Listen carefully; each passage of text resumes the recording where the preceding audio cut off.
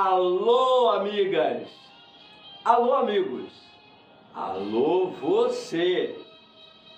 Estamos dando início a mais uma mensagem SOS Verdade. Mensagem de número 124. Meu nome é Orquinésio de Oliveira. Estou substituindo o apresentador de até então, em razão da legislação eleitoral. Sou advogado e consultor jurídico na cidade de Niterói, Rio de Janeiro. Hoje, 23 de setembro, estaremos falando sobre as cabeças da Hidra. Daí, adotarmos as palavras desse jornalista, conforme demonstra esse vídeo. A mitologia grega, na sua rica cultura imaginária, nos traz uma figura lendária de interesse exuberante. A Hidra, de Lerna, um monstro poderoso, uma instituição de várias cabeças que consumia os homens de bem e os destruía apenas com o hálito que saía de sua boca extremamente venenosa. Quando tinha uma de suas cabeças cortadas, nasciam duas outras no lugar ainda mais poderosas e assim por diante.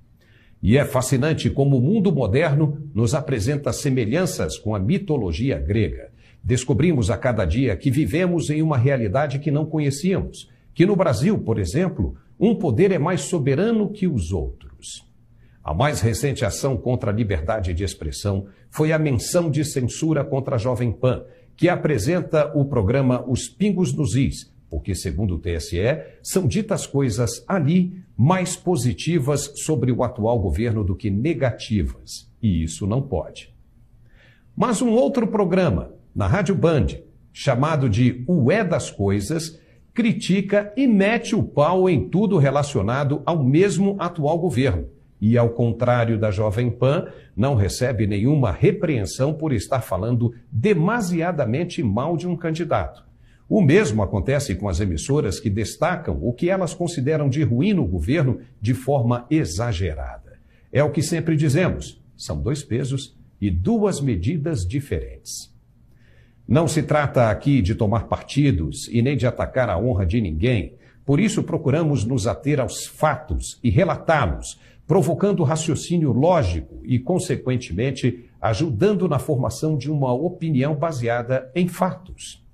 Quando identificamos exageros de um lado, procuramos balancear com o contraponto do equilíbrio justo.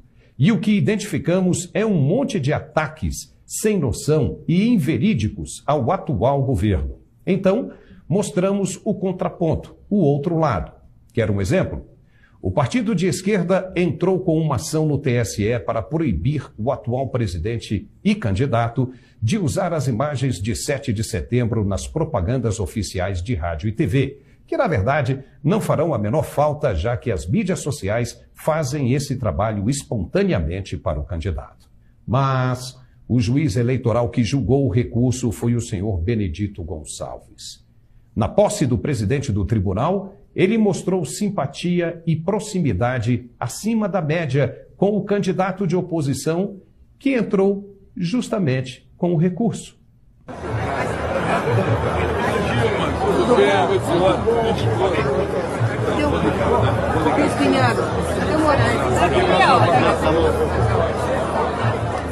O que dizer disso? Um juiz tem que ser técnico, imparcial em seus julgamentos. E como não gerar dúvidas sobre o ocorrido?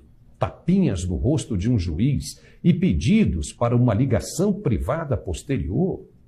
É por isso que querem controlar a internet. Hoje, cada cidadão de bem é um vigilante dos fatos e da verdade incontestável.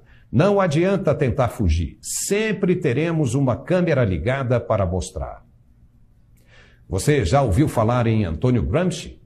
Uma mente geniosa, mas também uma arma perigosa. Filósofo marxista, cofundador do Partido Comunista Italiano. Para ele, todos nós somos idiotas, desde que sejamos fáceis de manipular.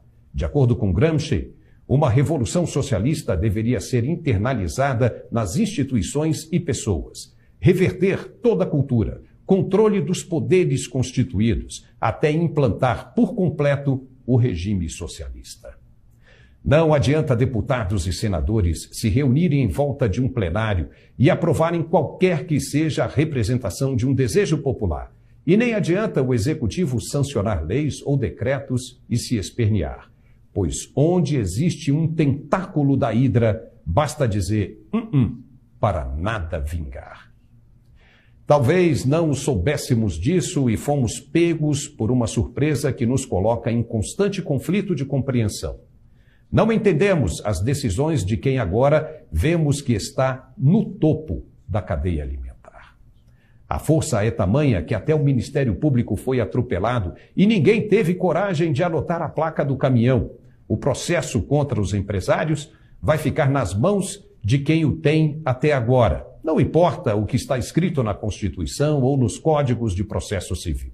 Não importa se os empresários não têm foro privilegiado ou se foi o próprio tribunal quem começou as investigações e procederá até o julgamento. Se ele quer, ele tem, acima da lei e da ordem. E ninguém pode fazer nada. E ai daquele que se manifestar em sentido contrário. Será perseguido e sentirá o peso de sua ira. Nós não sabíamos o que agora entendemos perfeitamente. Temos um roteiro de uma comédia digna de bilheteria. Um homem é condenado e descondenado para concorrer à presidência de um país. Insatisfeito, ele ainda vai atrás dos que trabalharam para sua condenação.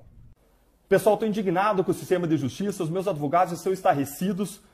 A quarta turma do STJ me mandou indenizar Lula em R$75 mil por conta da apresentação do PowerPoint. E os ministros disseram que o ex-procurador, usou expressões desabonadoras da honra e da imagem do ex-presidente. Além disso aí, o STJ confirmou a condenação de Deltan Dallagnol e Rodrigo Janot a devolver mais de R$2 milhões em gastos que tiveram para investigar na Operação Lava Jato. Que roteiro lindo! Quem investiga com provas é condenado e quem foi condenado é solto para se vingar e concorrer ao cargo mais popular do país.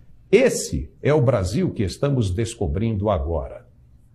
Pois a hidra grega foi morta por Hércules, que apenas com a ajuda de um sobrinho conseguiu queimar cada cabeça que lutava, enquanto ela ainda estava presa à instituição.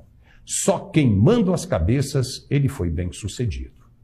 Na nossa mitologia moderna, existe um Hércules, também forte e determinado a lutar incansavelmente. Mas ele sozinho não conseguirá eliminar as inúmeras cabeças que insistem em se multiplicar e penetrar em lugares inimagináveis, como o próprio oxigênio que respiramos.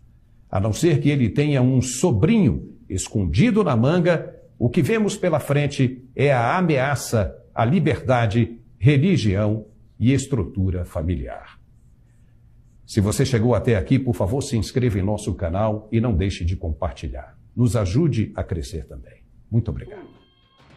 Gostaria de informar que a escolinha de futebol está funcionando todos os sábados, das 14 às 17 horas, devendo as crianças, ao retornarem, trazerem a autorização dos pais ou responsáveis para que possam se integrar ao grupo da Escolinha de Futebol temporada 2022.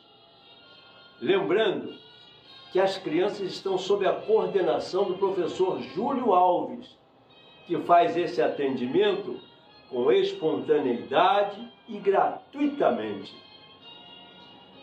Aproveito a oportunidade para convidar você que está nos assistindo para vir participar do nosso programa, dando sugestões de um tema que você gostaria que eu falasse. Basta se comunicar com a nossa produção de segunda a sexta-feira, das 13 às 18 horas, pelo telefone 21 27 19 1801. Pedimos a Deus, o grande arquiteto do universo, que ilumine nossos governantes, para que com sabedoria resolvam todas as pendências existentes no país ainda não resolvidas. Até a semana que vem. E um beijo no seu coração.